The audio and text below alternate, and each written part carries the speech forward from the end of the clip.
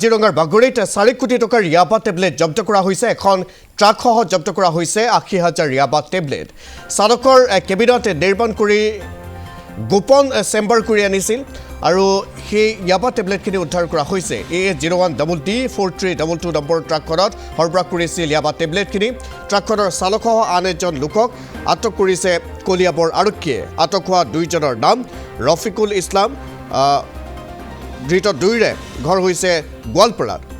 মণিপুৰৰ পৰা গোৱালপাৰালৈ সৰবৰাহ কৰিছিল এই য়াবা টেবলেটখিনি। 80,000 য়াবা টেবলেট জব্দ কৰিবলৈ সক্ষম হৈছে আৰক্ষীয়ে। গোপন চেম্বাৰ বনাই লৈ অনা হৈছিল এই য়াবা টেবলেটখিনি। কাজিৰঙাৰ বাগৰিত 4 কোটি টকাৰ য়াবা টেবলেট জব্দ কৰা হৈছে। এখন ট্ৰাকসহ জব্দ কৰা হৈছে 80,000 য়াবা টেবলেট। চালকৰ কেবিনত নিৰ্মাণ কৰি গোপন চেম্বাৰ বনাই আনিছিল এই য়াবা টেবলেটখিনি। AS01DD4322 নম্বৰ ট্ৰাকখনত সৰবৰাহ কৰিছিল য়াবা টেবলেটখিনি। ট্ৰাকখনৰ চালকসহ আন এজন লোকক আটক কৰিছে কলিয়াবৰ আৰক্ষীয়ে। আটক হোৱা এজনৰ নাম হৈছে ৰফিকুল ইছলাম, ধৃত দুইৰে ঘৰ গোৱালপাৰাত বুলি জানিব পৰা গৈছে। মণিপুৰৰ পৰা গোৱালপাৰালৈ সৰবৰাহ কৰিছিল এই ওজন পৰিমাণৰ য়াবা টেবলেট। 80,000 য়াবা টেবলেট সৰবৰাহ কৰিছিল এই ট্ৰাকখনত। গোপন চেম্বাৰ বনাই সৰবৰাহ কৰা হৈছিল এই য়াবা টেবলেট। কাজিৰঙাৰ বাগৰিত 4 কোটি টকাৰ য়াবা টেবলেট জব্দ কৰা হৈছে। এখন ট্ৰাকসহ জব্দ কৰা হৈছে 80,000 য়াবা টেবলেট।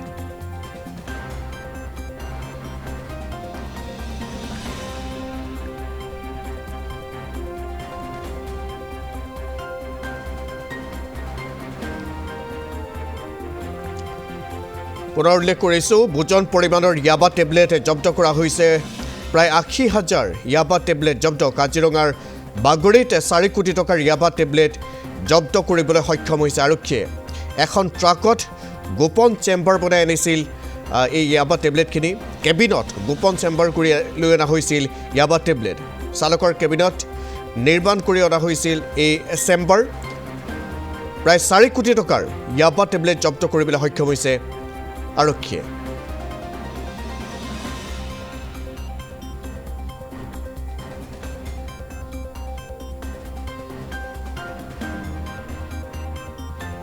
এটা গোপন সূত্ৰৰ পমখেদি এখন মণিপুৰৰ পৰা অহা ট্ৰাক যিখন গোৱালপাৰা অভিমুখে গৈ আছিলে, তাত দুজন ব্যক্তি আছিলে, ৰফিকুল ইছলাম দুইজনৰ নামেই। এজনৰ বয়স 27 বছৰমান হ'ব, এজনৰ বয়স 35 বছৰমান হ'ব। দুইজনে ঘৰ গোৱালপাৰাত। আমাৰ গোপন সূত্ৰেদি আমি যেতিয়া বাগৰি থানাৰ সন্মুখত আমি নাকাত লগাই চেক কৰা হ'ল, তাত আমাৰ খবৰ আছিল যে তাত নাৰ্কটিক ড্ৰাগছ আহিছিলে আৰু এই গাড়ীখন খালী আছিলে।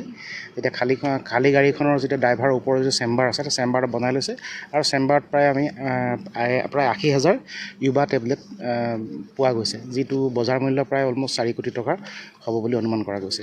আৰু তেওঁলোকক ইতিমধ্যে আপোনালোকে দেখিছে ইয়াত আমাৰ প্ৰচেছ চলি আছে।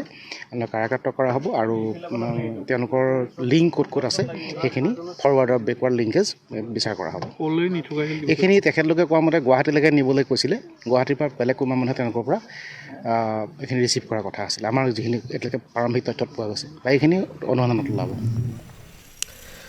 ফোনযোগে সংযুক্ত হৈছোঁ বোকাখাতৰ জ্যেষ্ঠ সাংবাদিক ৰাজীৱ বৰাৰ সৈতে। ৰাজীৱ, শেহতীয়া আপডেটছখিনি আপোনাৰ পৰা জানিব বিচাৰিছোঁ। 4 কোটি টকাৰ য়াবা টেবলেট যিহেতু সৰবৰাহ কৰা হৈছিল, সবিশেষ তথ্যখিনি আপোনাৰ পৰা জানিম। আৰক্ষীয়ে আৰু কি তথ্য উদ্ঘাটন কৰিবলৈ সক্ষম হৈছে? পাৰ্থ, AS01DD4322 নম্বৰৰ ট্ৰাকখনত চালকৰ যিটো কেবিন, সেই কেবিনত এটা গোপন কক্ষ তাত তৈয়াৰ কৰা হৈছিল আৰু গোপন কক্ষটোত এই টেবলেটখিনি ভৰাই অনা হৈছিল। ইতিমধ্যে আৰক্ষীয়ে অৱগত কৰিছে, আমাৰ দৰ্শকে শুনিছে নিশ্চয়, যে ৰফিকুল ইছলাম নামৰ গোৱালপাৰাৰ নিবাসী এগৰাকীয়ে মণিপুৰৰ পৰা টেবলেটখিনি গুৱাহাটীলৈকে আনিছিল আৰু গুৱাহাটীত তেওঁ বেলেগ এটা পাৰ্টিৰ হাততে টেবলেটখিনি চমজাই দিলেহেঁতেন। সম্ভৱতঃ সেইখিনি অসমৰ বাহিৰলৈ হয়তো গ'ল হয়। গতিকে আৰক্ষীয়ে ইতিমধ্যে অনুসন্ধান চলাইছে আৰু তেওঁলোকৰ ৰফিকুল ইছলামক সোধা পোছা অব্যাহত ৰাখিছে। আৰু কলিয়াবৰৰ সমজিল্লা আৰক্ষী অধীক্ষক বিতুল চেতিয়াৰ নেতৃত্বত এই অভিযানটো চলিছিল।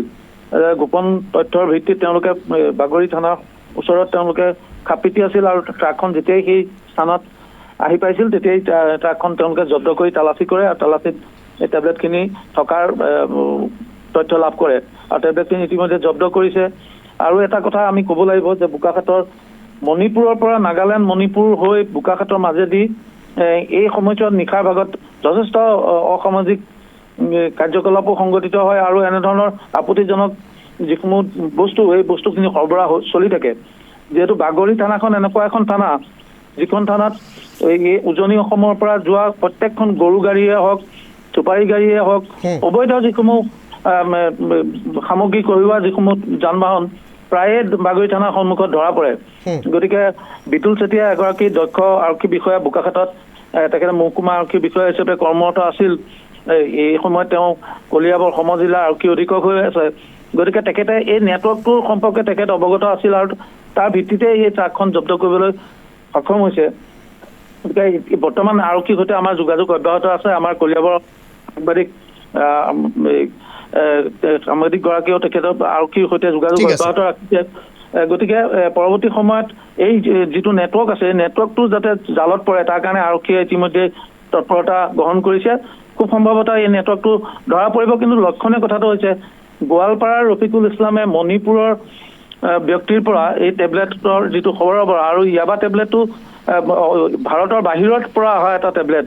গতিকে অতি ভয়াৱহ মানৱ জীৱন মানুহৰ বাবে অতি ভয়াৱহ এই টেবলেটটো যাতে এইটো টেবলেটক ড্ৰাগছ হিচাপে গণ্য কৰা হয়।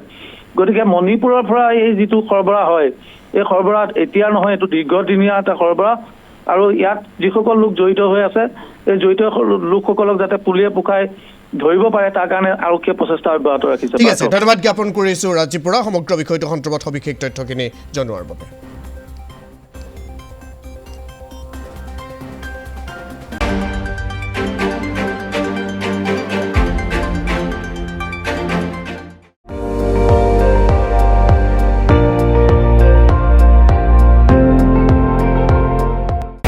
আপুনি চাই আছে ND24 সৰ্বশ্ৰেষ্ঠ নহয় সৰ্বোত্তমৰ দৌৰত।